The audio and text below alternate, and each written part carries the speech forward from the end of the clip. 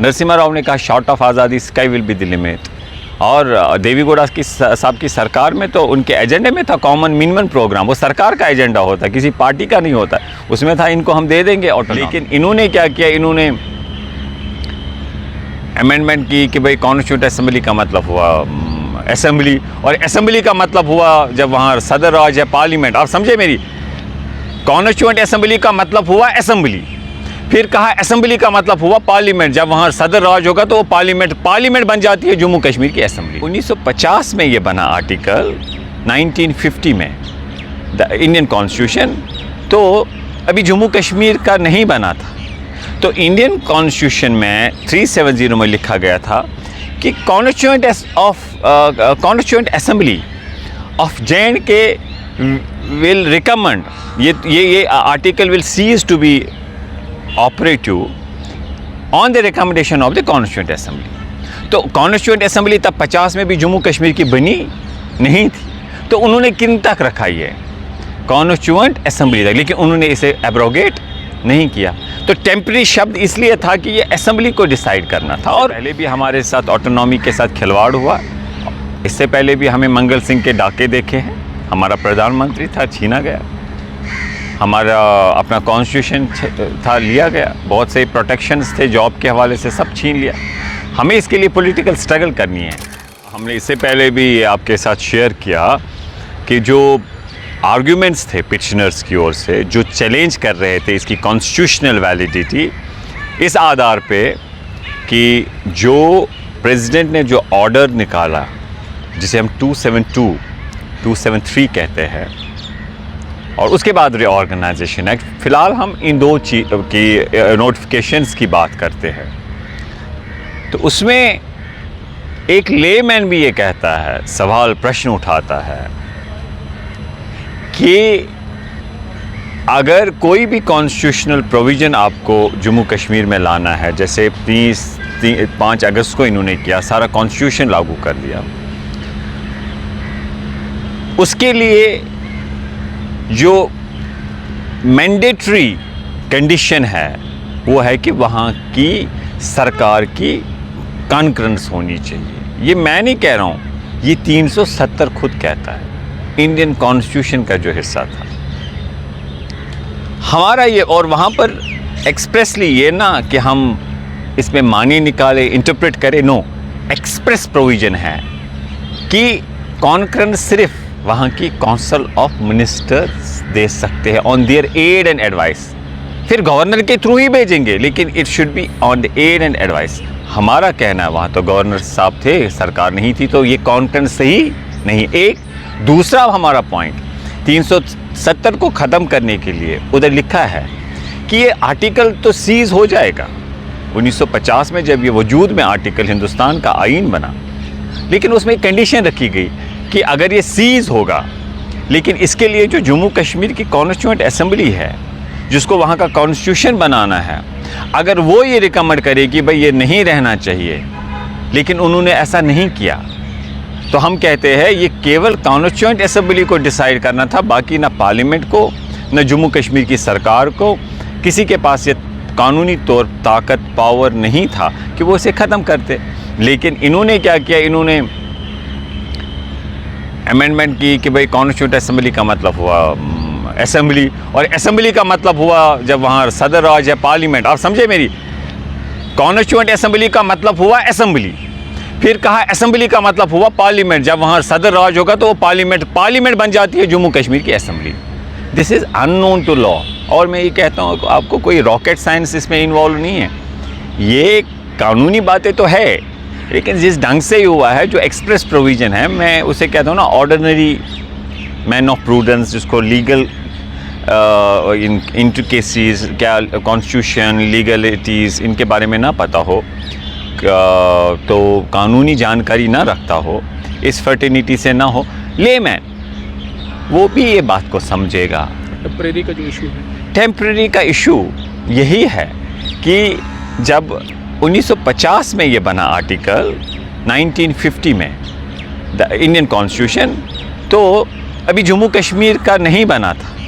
तो Indian constitution में 370 में लिखा गया था कि constituent of Constituent Assembly of J&K will recommend, ये article will cease to be operative on the recommendation of the Constituent Assembly.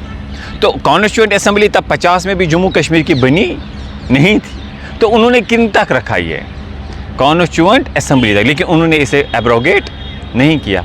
तो टेम्पररी शब्द इसलिए था कि ये असेंबली को डिसाइड करना था, और ये भी एक रीज़न था कि ये तब इल्हाक government of India United Nations में चली गई, कहा जी ऐसे करेंगे, रेजोल्यूशन ये प्लेबिसिट होगा, रेफरेंडम होगा।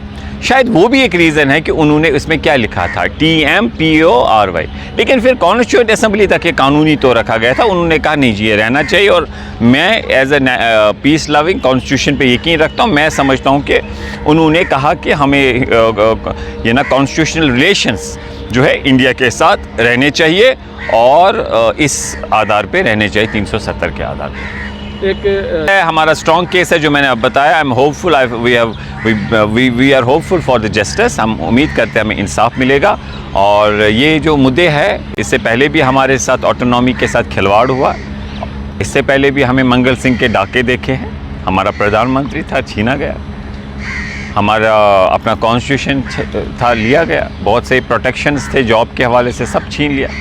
हमें इसके लिए पॉलिटिकल स्ट्रगल करनी है।